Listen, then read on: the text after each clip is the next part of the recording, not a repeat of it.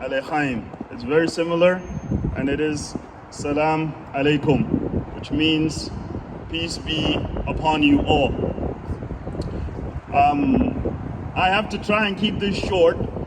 I was privileged to go through the rehearsals, and I see how you guys do things in the military. And then, of course, coming right after Captain Barry, I really have to keep it short because there's one sister of mine who always reminds me that I give long speeches. Any guess, anybody? Yes, it is Juwairiyah Layla. We call her Layla more at home. We called her Juwairiyah when she was younger, so it sounds very official calling her Juwairiyah. So forgive me if I refer to her more as Layla than as Juwairiyah.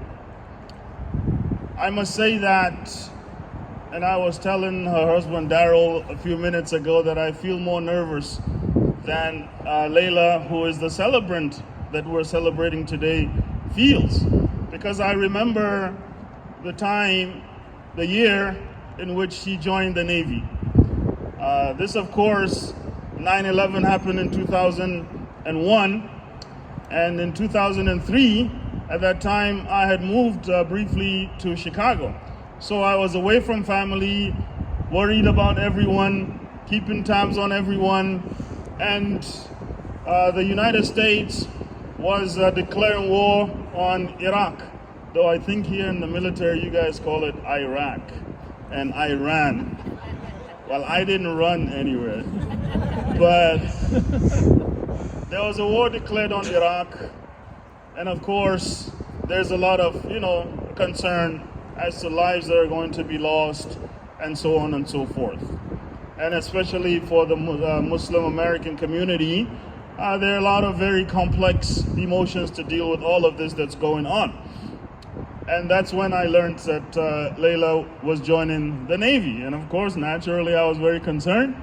America is going into war. And how is she going to be? Is she going to be safe? Is she going to be sent off? All of these emotions were really going through. But she was determined to join the Navy at the very young age of 22. And who would know that she would end up serving for 22 years, right?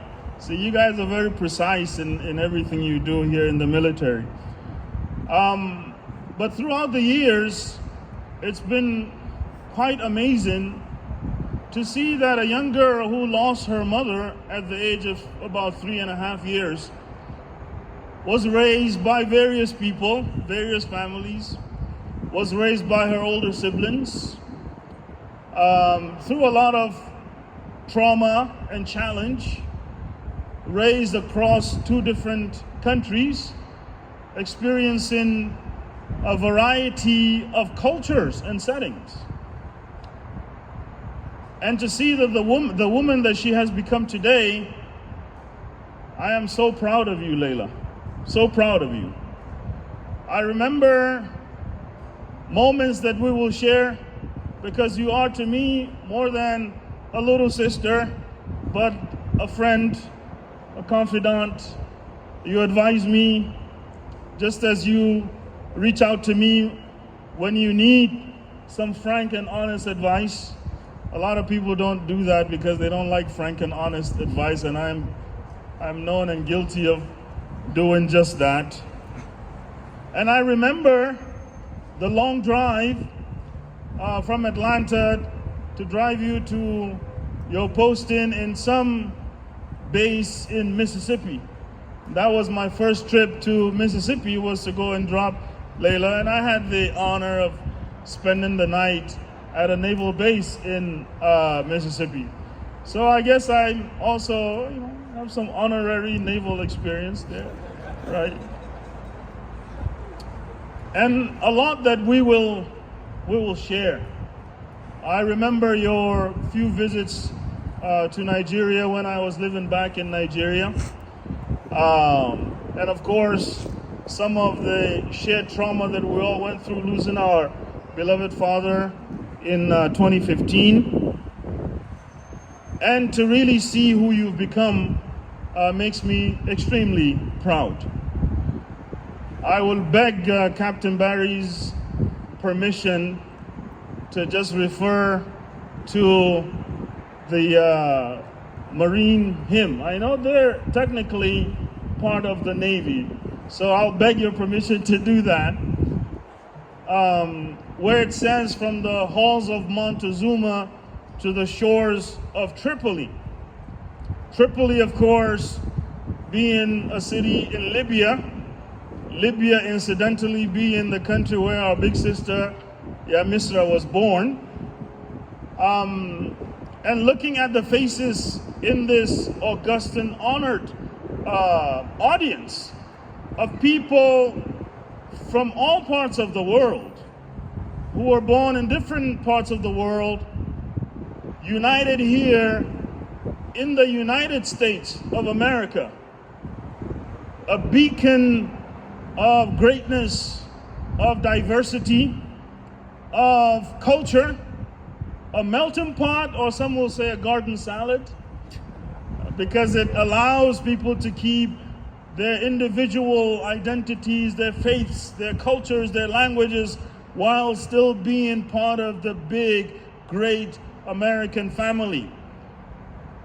Young men and women serving this nation's armed forces, arguably the greatest armed forces in the history of the world, even as they come from various backgrounds, but serving as Americans equally with respect and being appreciated by this great nation that they were born into or have adopted as home.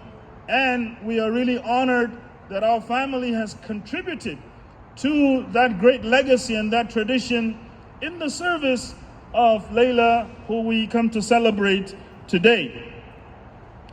I want to thank Daryl and Layla's children. Zamir is here, Jalil and Elijah, for your support throughout, for your understanding, and for helping to give her an environment that helped her growth and that helped her to contribute to this nation while keeping very strong relationship with her family. You have not forgotten who you are. You have not forgotten where you come from, the great family that you belong to, or the great family that you belong to, the great country Nigeria that your family comes from, and the great country, the United States of America, which is your country. We want to also, on behalf of the family, thank Layla's friends, and more importantly, the institution of the United States Navy, for molding a young lady to become a powerful, strong woman as Layla is, and for giving her that opportunity and all these wonderful experiences that will continue to benefit her throughout her life, and through which she will touch other people that she meets. We want to thank you very much, and I want to close here by giving you once more the greeting of peace in Islam. Assalamu alaikum, peace be with you. Thank you very much.